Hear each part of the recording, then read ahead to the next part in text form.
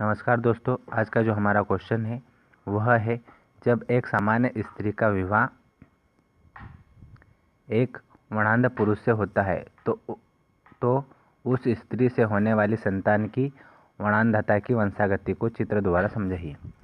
तो दोस्तों, इस क्वेश्चन में पूछा गया है कि एक सामान्य स्त्री है यानी XX और एक वर्णांध पुरुष है यानी XY, और इस XY में X के ऊपर क्या है, वर्णांध रोग का जीन उपस्थित है। दोस्तों, आपको याद रखना है कि वर्णांध रोग यानी कलर ब्लाइंड्स का जीन हमेशा X क्रोमोसोम पर उपस्थित होता है। ठीक है, अगर मान लो किसी स्त्री के एक X के ऊपर वर्णांध रोग का जीन उपस्थित है, जैसे कि इस तरह से, तो इस स्त्री को हम बोलेंगे वाहक। अगर दोनों X के ऊपर है तो इस स्त्री को हम बोलेंगे उस रोग से ग्रसित।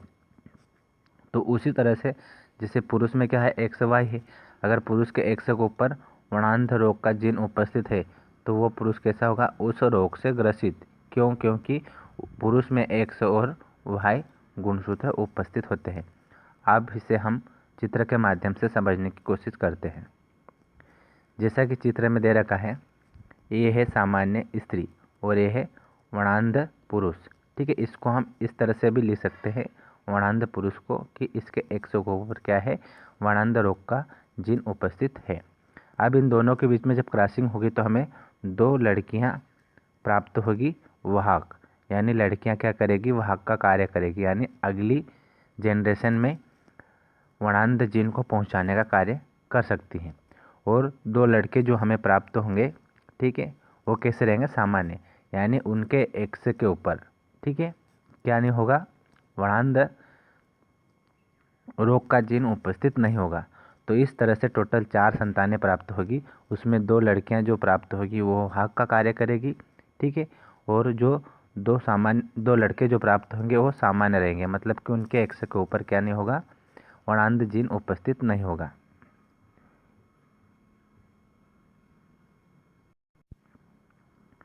तो इस तरह से सामान्य स्त्री तथा वर्णांध पुरुष से उत्पन्न संतानों में सभी पुत्रियां वाहक तथा सभी पुत्र सामान्य पैदा होंगे। ठीक है, अर्थात 50% संतानें वाहक और 50% संतानें सामान्य होगी।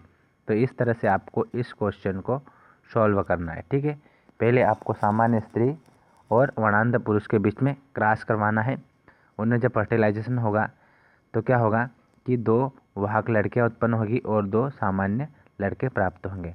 ठीक है, यानी जो 50% संतानें वाहक होगी और 50% संतानें क्या होगी, सामान्य होगी। तो इस तरह से इस क्वेश्चन को कंप्लीट आपको करना है। धन्यवाद।